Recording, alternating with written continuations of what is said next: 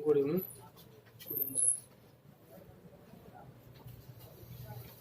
Sit down.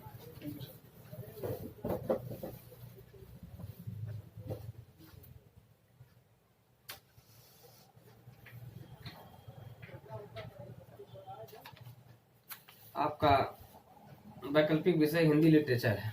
जी sir. और आपने BSc किया है जी सर। एग्रीकल्चर से। जी सर। उसके बाद फिर आप एमए किए हैं, ऐसा क्यों है? कृषि से साहित्य में आ गए भाई। कृषि से सीधे साहित्य में आ गए?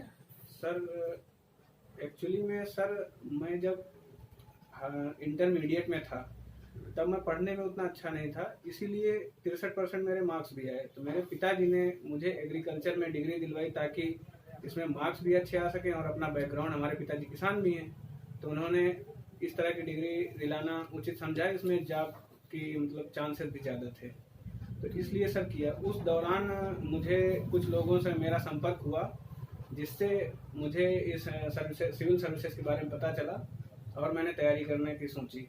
सर यहाँ आके जब तैयारी करने की सोची तब यहाँ हिंदी साहित्य, मुझे अंकदायी सब्जेक्ट के बारे में पता चला, इसलिए मैंने इसको चूज किया और तत्पश्चात मैंने डिस्टेंस से सर एमए की डिग्री भी ले ली। अच्छा अच्छा अच्छा, तो आप डिस्टेंस से आपने। जी सर। क्या है आपका, किस विश्वविद्यालय से किया आपने? राम मनोहर लोहिया अवध विश्वविद्यालय अयोध्या। ये डिस्टेंस कहाँ करवाता है? सर 2017 तक करवा रहा था सर, मेरा बैच लास्ट बैच ही था। अच्छा अच्छा अच्छा अच्छा, राम मनोहर लोहिया अवध विश्वविद्यालय। जी सर। अच्छा अच्छा, तो डॉक्टर राम मनोहर लोहिया कौन है? सर ये सोशलिस्ट थे, पॉलिटिकल लीडर थे और इन्होंने सप्त क्रांति के इनको जनक कहा जाता है। मतलब जवाहरलाल नेहरू के विकल्प के रूप में इन्होंने पेश किया था सप्त क्रांति। अच्छा, जवाहरलाल नेहरू। जी सर। जवाहरलाल नेहरू कौन है? जवाहरलाल नेहरू हमारे देश के प्रथम प्रधानमंत्री थे। तो आपको सम्मान करना भी नहीं आता है उनको? Sorry sir. आपके देश के प्रधानमंत्री और आप सम्मान करना भी नहीं जानते हैं? Sorry sir. क्या नाम है इनका, पूरा नाम क्या है? श्री पंडित श्री जवाहरलाल नेहरू। नहीं, आप ना श्री कहें तो कम से कम पंडित तो लगाए ही। उनका पूरा नाम है, आपके देश के प्रधानमंत्री रहे हैं, प्रथम प्रधानमंत्री रहे हैं, आधुनिक भारत के निर्माता रहे हैं। जी। तो इतना तो आप सम्मान दे ही सकते हैं। जी। आप प्रशासक बनने जा रहे हैं, अधिकारी बनने जा रहे हैं। जी सर, मैं माफी चाहता हूँ सर। सप्त क्रांति इन्होंने दिया था, क्या है सप्त क्रांति? सर सप्त क्रांति की सारे क्षेत्र विकास में आए, विकास की धारा से जुड़े, कृषि, उद्योग, व्यापार सब बढ़े, इसलिए सर सप्त क्रांति। हिंदी साहित्य से आप पीजी हैं? जी सर। तो जिस विश्वविद्यालय से आपने पीजी किया है, जी सर, उस विश्वविद्यालय का आदर्श वाक्य क्या है? डॉक्टर राम मनोहर लोहिया अवध विश्वविद्यालय का आदर्श वाक्य क्या है? सॉरी सर यार। कोई बात नहीं। आपने पीजी के दौरान कुछ हिंदी से जो आदमी पीजी करता है उसको हमें फाइनल में विशेष अध्ययन करना पड़ता है किसी विशेष टॉपिक का। जी सर। तो कोई विशेष अध्ययन आपका क्या रहा है? इस तरह की व्यवस्था है अवध विश्वविद्यालय में? नहीं सर, अवध विश्वविद्यालय में ऐसी कोई व्यवस्था नहीं। जी सर। हिंदी साहित्य का इतिहास कौन सी किताब पढ़ा है आपने? हिंदी साहित्य का इतिहास सर विश्वनाथ त्रिपाठी जी की। और कोई और किसी रचनाकार और किसी लेखक की किताब? विश्वनाथ राम त्रिपाठी जी ने रामचंद्र शुक्ल जी की हिंदी साहित्य का इतिहास सब कोर्स में था, पढ़ाएगा। पढ़े हैं कि नहीं? जी सर पढ़ा है। पढ़ा है? जी सर पढ़ा है, बस ये है कि सर 2 साल हो गए, 3 साल लगभग, तो कुछ ज़्यादा रिकॉर्ड नहीं हो सकता। अच्छा, रामचंद्र शुक्ल ने जो हिंदी साहित्य का इतिहास लिखा है, जी सर। वो किसकी भूमिका के रूप में लिखा था?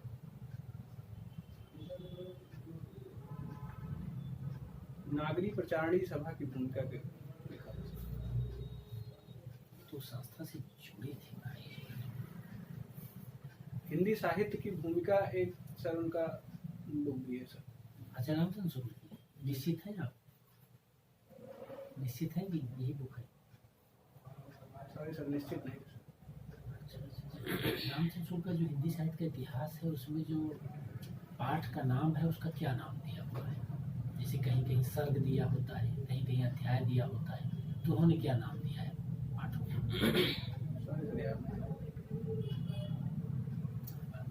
अच्छा, हिंदी साहित्य का इतिहास आपने पढ़ा ही है, जी सर। आजकल बड़ा चर्चा में है दलित विमर्श, क्या है ये दलित विमर्श क्या है? सर, दलितों के लिए जो मंचों पर विचार अपना आदान प्रदान किए जाते हैं विभिन्न बुद्धिजीवियों द्वारा, वही दलित विमर्श कहलाता है। अच्छा, पहले दलित साहित्यकार का नाम बताइए। सॉरी सर, याद आप बुनियादी बात बताइए कि साहित्य क्या है। साहित्य में सर सा और साहित का संधि विच्छेद है। इसका संधि विच्छेद साहित है। इसमें हित का भाव जुड़ा होता है जो लोक मंगल लोक कल्याण का मार्ग प्रशस्त करता है। इसमें रचनात्मकता और सृजनशीलता पाई जाती है। कोई साहित्य कहलाता है। तो हिंदी साहित्य का कौन सा काल आपको अच्छा लगता है, जिसको आपने थोड़ा सा पढ़ा हो अच्छे से, आपको थोड़ा सा रुचिकर लगता हो, नाम बता सकते हैं? जी सर, छायावाद। छायावाद की क्या विशेषता है? छायावाद की विशेषता सर है जैसे स्वतंत्र चेतना इनमें पाई गई, रहस्यवादी इन्हें बताया गया, व्यक्तिवादी भी थे। आचार्य नंद किशोर जी ने इनको स्वच्छंदतावादी भी कहा है। ये अपनी हर सांस का मतलब इतिहास कह देना चाहते हैं और ये अपने आप को अपना अलग दुनिया बसाना चाहते, जैसे कटा हुआ महसूस करते थे। कटा हुआ, समाज से कट गए थे एकदम? नहीं सर, एकदम कटे नहीं थे। ये छायावाद सर, छायावाद का प्रतीकात्मक भाषा थी। तो वो सारे जो विवेचन करते थे वो समाज में रहकर समाज से अलग का भी। छायावाद के 4 कवियों का नाम बताइए। सूर्यकांत पाठी निराला, जयशंकर प्रसाद, महादेवी वर्मा, सुमित्रा नंदन पंत। इसमें से कौन सा कवि आपको अच्छा लगता है? ये सूर्यकांत पाठी निराला। उनकी 3-4 रचनाओं का नाम बताइए कविता साहित्य। राम की शक्ति पूजा, सरोज स्मृति, इसमें से कौन सा आपके पाठ्यक्रम में है विशेष मेंशन? राम की शक्ति पूजा है सर। राम की शक्ति पूजा की 4 पंक्तियां जो आपको अच्छी लगती है सुना सकते हैं? शक्ति की करो मौलिक कल्पना, किस करो पूजन। जी, और याद है? याद तो सुनाइए। सर रिकॉल नहीं कर पा रहा। किस पात्र ने ये चीज कहा है कि शक्ति की करो मौलिक कल्पना, करो पूजन, छोड़ तो समाज जब तक सिद्ध न हो। जी, किस पात्र ने कहा है? इसमें सर सबसे बुजुर्ग सदस्य थे वो, उन्होंने कहा था, मुझे जहाँ तक याद आ रहा है सर, गेस कर सकता हूँ सर। आप नहीं, गेस करने की कोई अनुमति नहीं है। तो अखबार वगैरह तो पढ़ते ही होंगे? जी सर। कौन सा अखबार पढ़ के आए आज? सर हिंदुस्तान का प्रधान संपादक कौन है? शशि शेखर जी। शशि शेखर।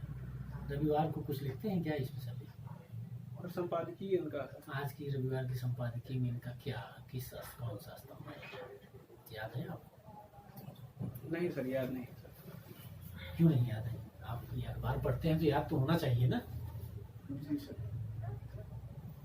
चलिए ये बताइए कि कोविशील्ड, जी सर, कोविशील्ड जो टीका है इसको किस संस्थान ने विकसित किया है? Sir serum institute of India ने।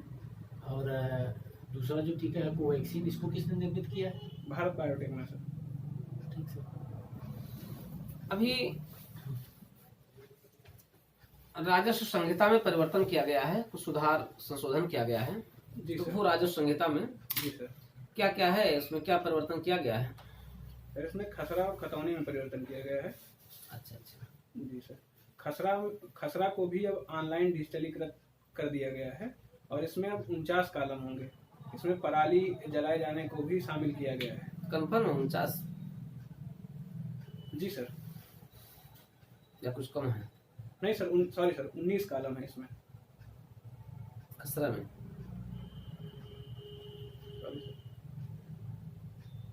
सर खसरा में 49 कॉलम ही है, अभी संशोधित करके 49 कॉलम ही रखा गया है। अच्छा अच्छा। जी सर। और कोई संशोधन? सर इसमें गैर कृषि भूमि को भी शामिल किया गया है। और खतौनी में सर अब 19 कॉलम होंगे, 14 की जगह पे 19 कॉलम कर दिए गए हैं सर। तो सबसे खास बात की वो क्या है खसरा में? खसरा में सर सबसे खास बात यह है कि गैर कृषि भूमि शामिल कर दी गई है और पराली जलाने को भी उसमें शामिल कर वेरी दिया गुड, गया वेरी गुड। है। जी सर।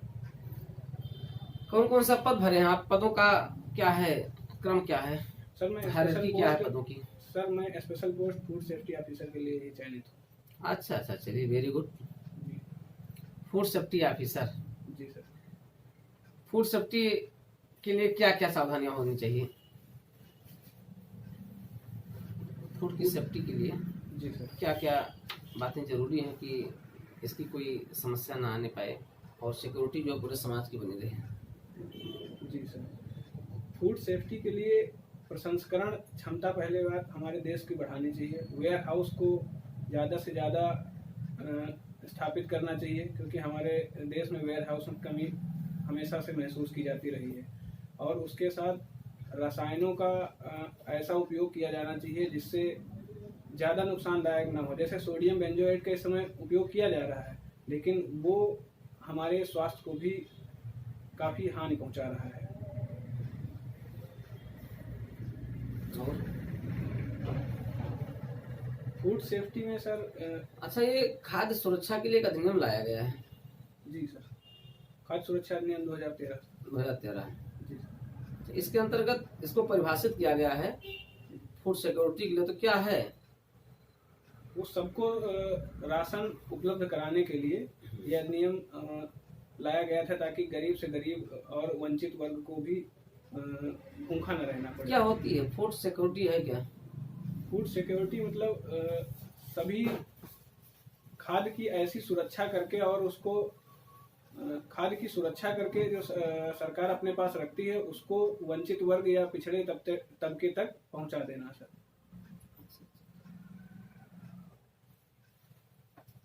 तो आपकी इसमें क्या भूमिका होगी? जो आपकी पोस्ट है फूड सेफ्टी ऑफिसर है, फूड सिक्योरिटी ऑफिसर है? Food safety officer. Food safety officer है, खाद्य सुरक्षा के लिए है। तो जो ये पारित किया गया था, इसमें क्या प्रावधान किए गए हैं? सेंट्रल स्तर पर केंद्र सरकार की क्या भूमिका होगी, राज्य सरकार की क्या भूमिका होगी इसमें? केंद्र सरकार और राज्य सरकार इसमें सर 60:40 रेशियो से जो है खाद्यान्न का वितरण करवाती है। केंद्र सरकार पीडीएस के तहत जो राशन भेजती है वो सर राज्य सरकार को बंटवाना होता है।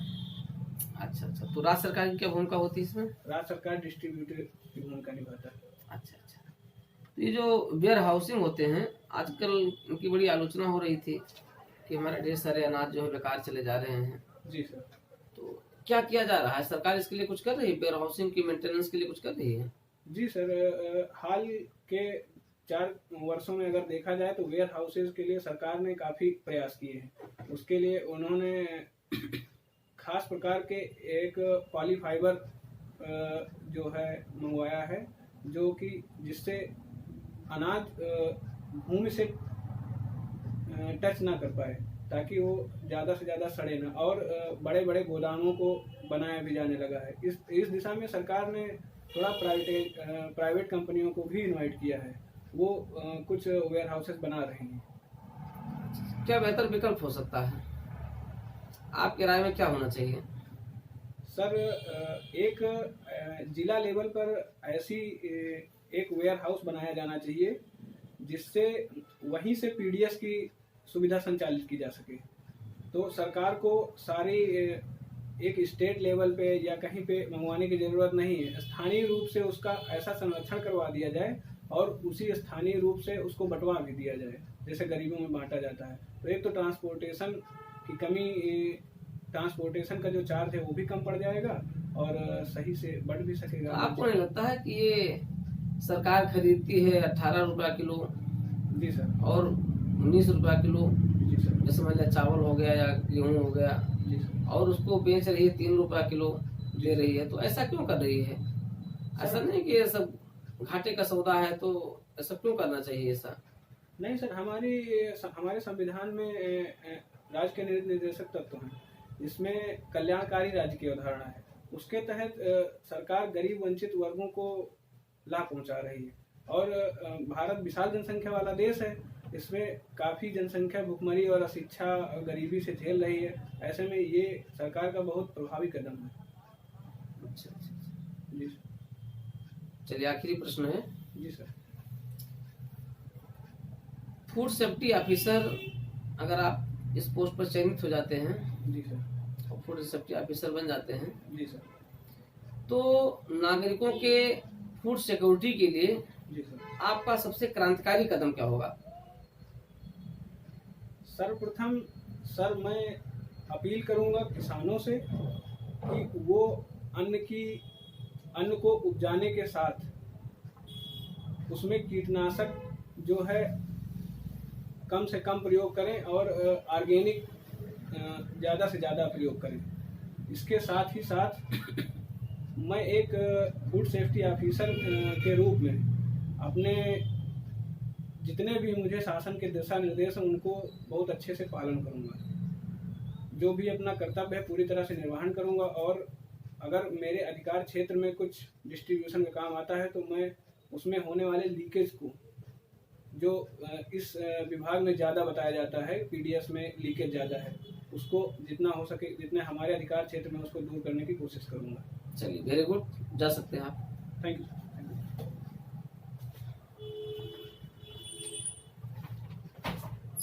ठीक है, बोल।